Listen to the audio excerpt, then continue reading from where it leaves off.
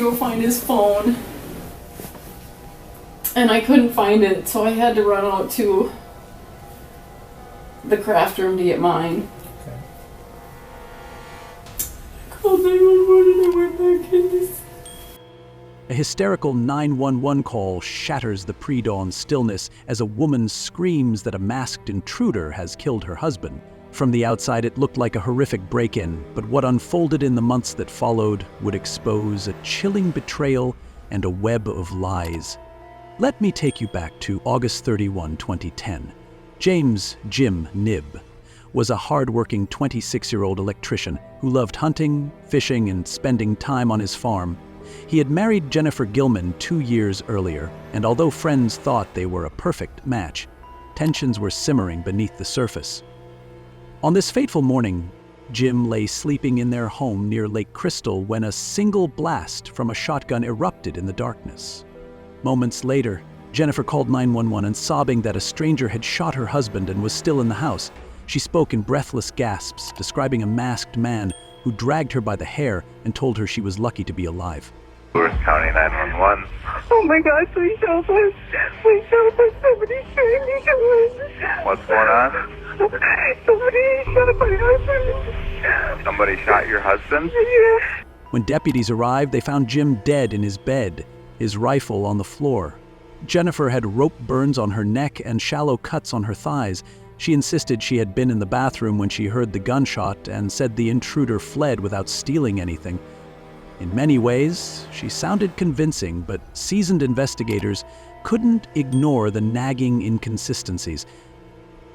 Officers searched the farm for footprints or tire tracks, yet heavy rain had left the ground muddy, and there were none. There was no forced entry, and nothing appeared ransacked. Even the cuts on Jennifer's body seemed too precise to have been inflicted during a struggle. While the community rallied around the grieving widow, detectives began to quietly question whether an outsider was ever in the house. The first major break came from Jennifer's phone records. Investigators discovered months of flirtatious and sexually explicit messages with another man.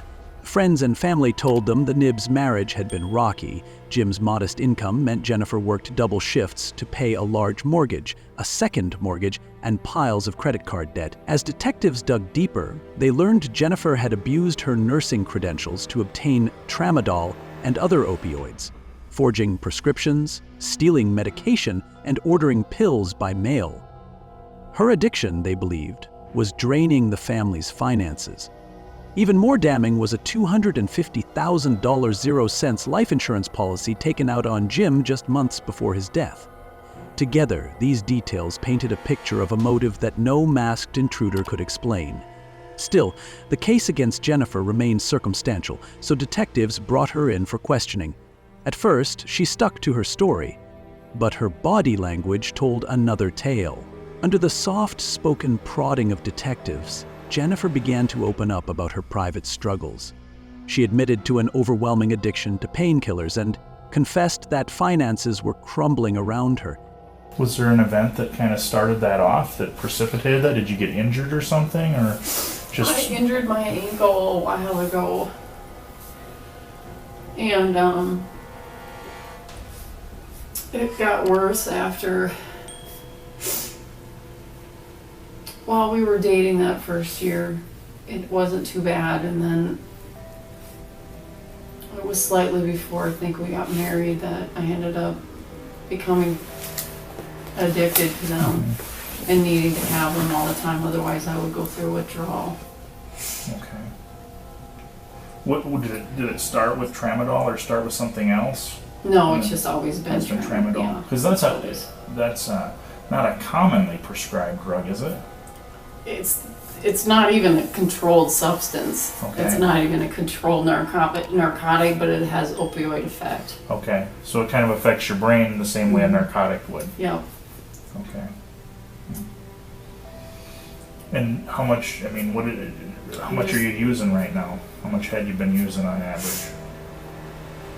180 pills a week. Oh. Which is usually 8 per day is the max. Okay.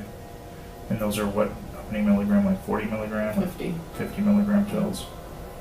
Wow. My life wasn't, this wasn't how it was supposed to go.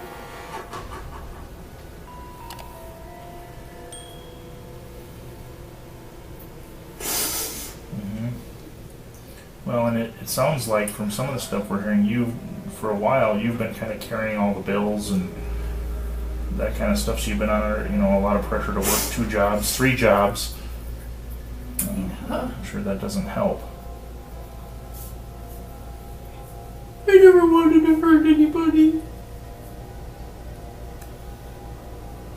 But I am an honest person. I'm not a liar.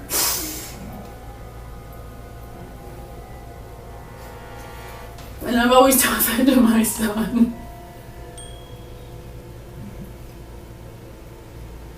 But I've become that person. I've become that liar that finding excuses why I'd be late for work and stuff, and a lot of it was the meds. A lot of it was the using.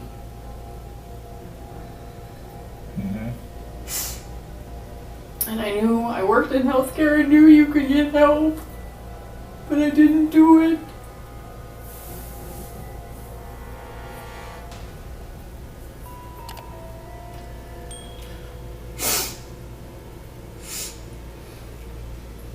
A lot of people have to battle through stuff too, Jen. Like I said, it's nothing that anybody wants to talk about too, but you're not the only person that's had to go through that stuff. And it has effects on people where they do stuff that they wouldn't normally do. It changes them, It really does. We see it all the time. And prescription drug stuff is getting to be bigger than anything else, so there's a lot of people that have problems with it. I can't face anybody. How do you face somebody when you've done something like this? I know.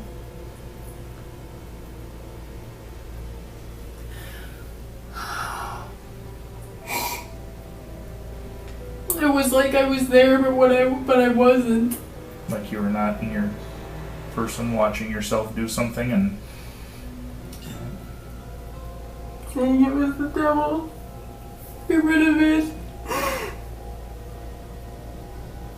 Was there voices telling you that? Did you feel like you were hallucinating? I don't know.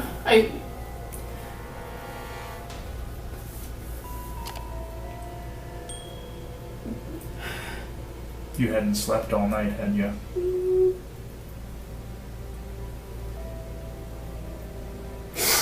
I could tell that morning you looked like you'd been up for hours and hours.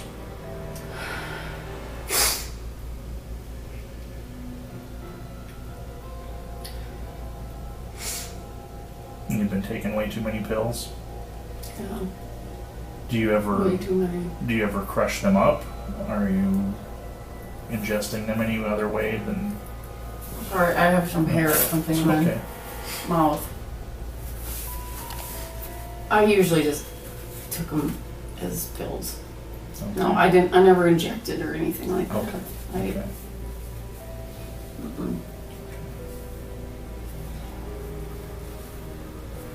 Is it kind of a secret you were keeping too, or did other people know about it much? Nobody knew about it. During hours of questioning, she vacillated between denying involvement and hinting that something had snapped inside her. Eventually, the dam broke. Jennifer confessed to taking Jim's shotgun from the corner of the bedroom, loading a shell, and placing a throw blanket over the barrel to steady it. She said she pointed the muzzle at the back of her sleeping husband's head and pulled the trigger. After he fell, she staged the scene, inflicting shallow cuts on her own legs with a kitchen knife, wrapping a rope around her neck and scattering tools to simulate a struggle. She even tied herself up before calling 911 for help. So Monday night I was with Carrie. We talked about, let's see, what did we talk about now? She wasn't feeling good. We talked about all at work, because they had tried to, I guess, get her to work and didn't work. And the bosses were mad because they had made her come in on Sunday, and I guess she had a work note saying she wasn't supposed to be there and stuff. Okay. So then we went out to Mon Pa's because of the whole there had been people with flashlights and stuff in the yard. Mm-hmm. So we went out there to check to make sure everything was okay. So that's all true too. That wasn't made up or anything Right. about Right. this. Okay. And Yukon freaking out the other night. Mm-hmm. That That's was true that too. was true too. Okay. Yeah, that was true too. Okay. And so we checked that out and tried to reiterate to Pa not to, go outside by himself and stuff. And then as I was leaving Carrie's, Jim had called, and I think I had missed his call, so I called him back, and he said he was just getting home from work.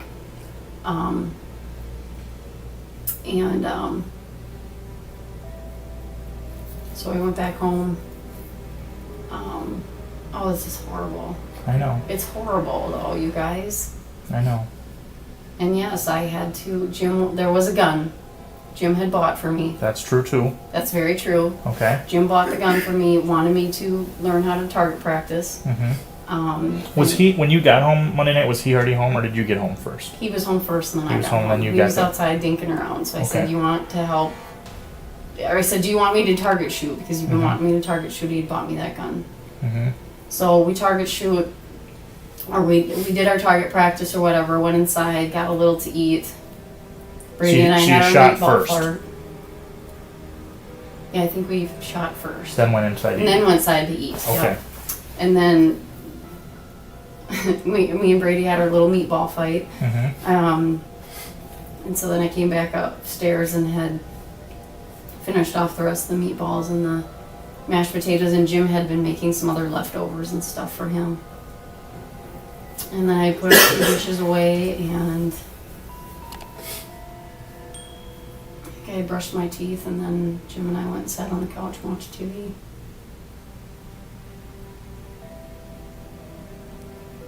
And he had set the gun in the corner Where at? In which room? in the, but next to the sliding glass door. Okay. He set that in the corner, and I knew the ammo was up there too, Okay. because we had put that there. And he had showed you how to load the gun, Mm-hmm. how to, and can. Yeah, because we went deer hunting the year before. I mean, Mhm. he was trying to teach me how to do all of that with any type of gun that he was Mhm. getting me to use. So, Mhm. and then we watched the news until 10:30 and went to bed.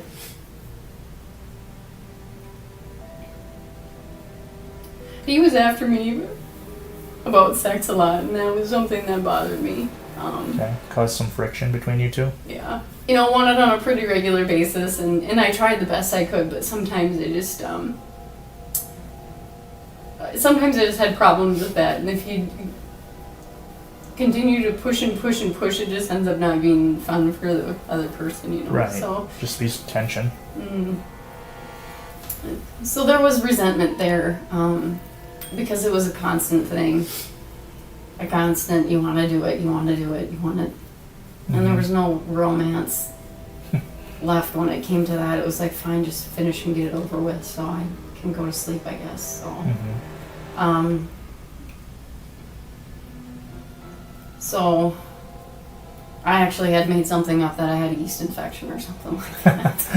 Okay. Oh, it's kinda So gross. he was. Sorry, guys. No, it's all right. And he was that night wanting to Yep. have sex, and you didn't want Yep. And I didn't want to. to. Did it become a big fight, or was it just kind of the? He usually just got mad and rolled over and went to bed. That's usually the way it would go. Okay. That happened every week. Okay. If not twice a week, he would get mad at me for it. If he could have it every day, he could, but Mm-hmm.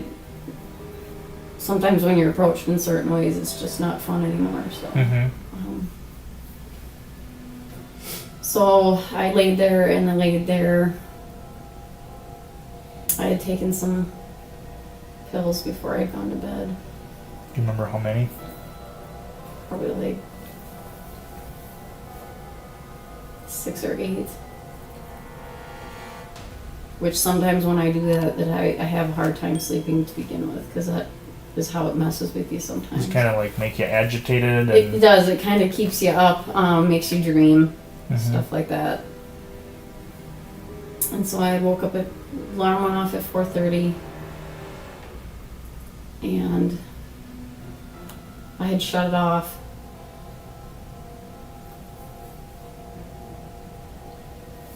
And I think I had a couple more pills. laying on the nightstand that I had taken. Trying to remember if I had water there, if I just took them dry. I don't even know. And I had fallen back asleep though. And I woke up at 5:30 in a panic.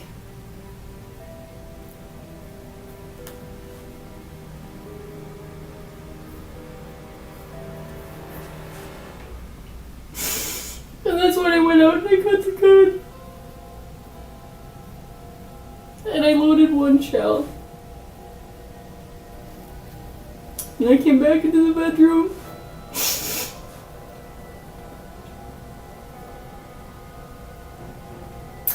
And there was a throw blanket laying on the end of the bed.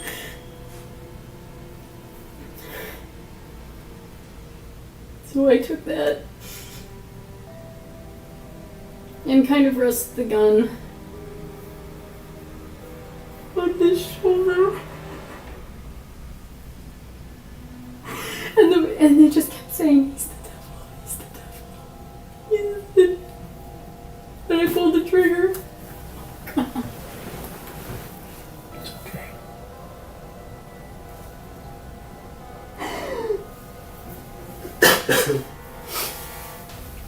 Oh my god, I'm just so sick of this. This is not me. I am not this person.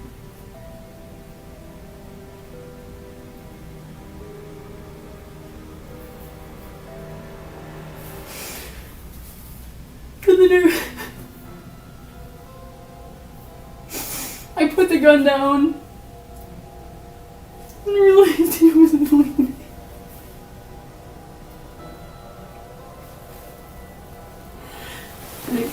I panicked and I went to go find his phone and I couldn't find it, so I had to run out to the craft room to get mine. Okay. I called 911 and I went back in to check on him.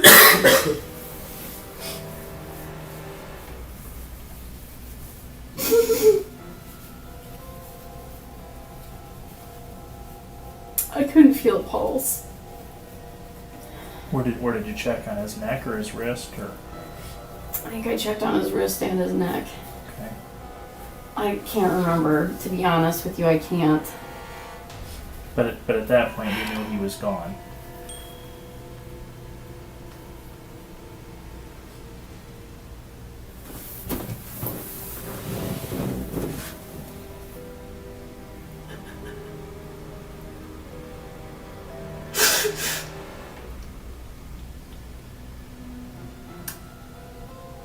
My family is never going to forget.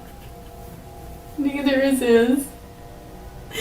And my son. Her motive? She told detectives the pressure of mounting bills and her opioid dependency had become unbearable. She also hinted at hearing voices and claimed Jim was abusive, though she'd never filed a report. Whether you believe those assertions or not, the facts showed she was having an affair and had everything to gain from Jim's death. Investigators later discovered that she called the insurance company the day after the murder. I mean, it's everything we've talked about. It's the pressure of everything, the finances. In the aftermath, Jim's family was devastated. They never imagined the person standing by his coffin would soon be accused of pulling the trigger. In March 2011, a grand jury indicted Jennifer for first and second-degree murder. Facing a potential life sentence, she took a plea deal in June 2012, pleading guilty to second-degree murder in exchange for the state dropping the first-degree charge. At sentencing, Jennifer offered an apology but also sought sympathy, saying she struggled with PTSD and addiction. The judge sentenced her to a total of 306 months, about 25 and a half years, of which she must serve 17 years in prison and the remainder on supervised release. She was also ordered to pay for Jim's funeral and later faced a civil judgment of $220,000, 0 cents. Today, Jennifer serves her sentence at the Minnesota Correctional Facility in Shakopee. According to prison records, she will be eligible for parole in August 2027 and must remain under supervision until February 2036. Jim's family filed a wrongful death suit and received some compensation, but no amount of money can replace the son, brother, and friend they lost. This case forces us to grapple with uncomfortable truths about addiction and deceit. Jennifer's opioid dependence undeniably fueled her desperation, yet countless people battle addiction without resorting to violence. Financial stress and marital problems plagued the Nibbe household, but many couples face similar hardships. In the end, Jennifer alone made the choice to pull the trigger and invent a villain to cover her tracks. As viewers, it's important to resist simple explanations. Some may find sympathy for Jennifer's struggles, while others see cold calculation in her purchase of a life insurance policy and her immediate call to the insurer after Jim's death. The detection work in this case, noticing the lack of footprints, scrutinizing text messages, and methodically dismantling a convincing 911 call, shows how critical it is to look beyond first impression. What do you think drove Jennifer to murder her husband? Was it addiction, financial pressure, an abusive relationship, or greed? Share your thoughts below. Your perspective might help others think more critically about cases like this. And if you appreciate deep dives into real-life mysteries, please help Grimvault grow by liking this video, subscribing, and hitting the notification bell. Your support lets me keep exploring the darkest corners of human nature. Until next time, stay curious, stay cautious, and remember, sometimes the most twisted monsters aren't strangers lurking in the night, but people we thought we knew